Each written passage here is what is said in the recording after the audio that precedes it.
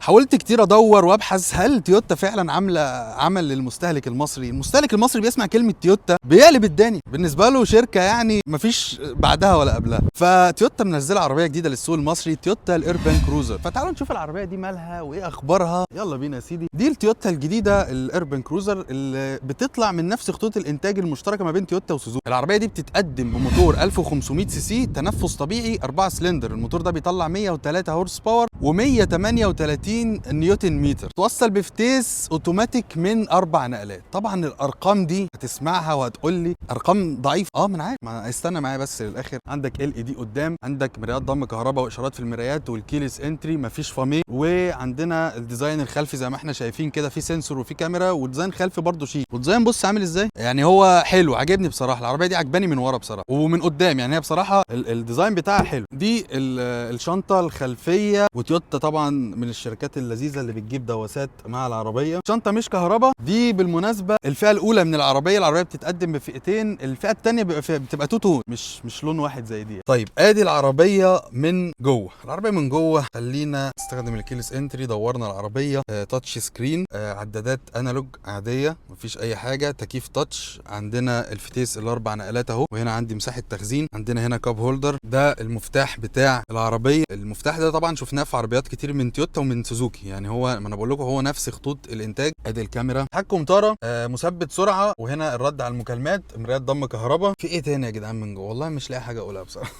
سيمبل خالص. انزل بقى يا فنان. والجنط اللي باللون الاسود ده عاجبني. طيب العربيه دي عاجبني فيها ان هم ما بخلوش في السيفتي فيتشر. تاني فيها 6 ايرباج واي بي اس واي بي دي واي اس بي، والعربيه فيها هيل اسيست وبريك اسيست. طيب يا سيدي، ده كل اللي محتاج تعرفه عن تويوتا ايربان كروزر في السريع. انا مش برغي كتير، هم كلمتين. هو تويوتا كده يا جدعان، يعني انت بس عشان تيجي تقول لي العربيه بتطلع 103 هورس باور وبتاع، ما انت لو عايز اداء وعايز مواتير تيربو وعايز دنيا تانية خالص هتروح لمنافسين سي. ولكن زي ما بقول لكم في اول الفيديو، في ناس بالنسبه لها تويوتا دي في حته ثانيه، بالنسبه لها تويوتا لو عملت ايه هي هتركبها. وفي ناس بالنسبه لها انا عايز الاعتماديه. العربيه مش فقيره، شاشات، ايرباجز كويسه، وسائل امان حلوه، العربيه تصميمها حلو. فالعربيه بالنسبه لناس كتير جدا هتبقى تمام. هو انا عايز كده ومش محتاج الجري ولا محتاج الاداء في حاجه، انا محتاج اروح شغلي كل يوم واجي. براند كويس ومعروف، وهي عربيه يابانيه. تشتريها امتى؟ تشتريها لو انت الكلام اللي انا قلته ده سابقا شغال معاك. ما تشتريهاش امتى؟ لو انت محتاج احجام اكبر، محتاج اداء احسن من كده، بس كده. يعني دي الحالات اللي انت ما تشتريهاش فيها، بيبقى في منافسين تانية ليها. انا ما عنديش حاجه تانية اقولها عن العربيه. بس يا سيدي، ما تنساش تعمل لي فولو على تيك توك وانستجرام وفيسبوك. وكان معاكم محمد الباشا، سلام. حاولت كتير ادور وابحث هل تويوتا فعلا عامله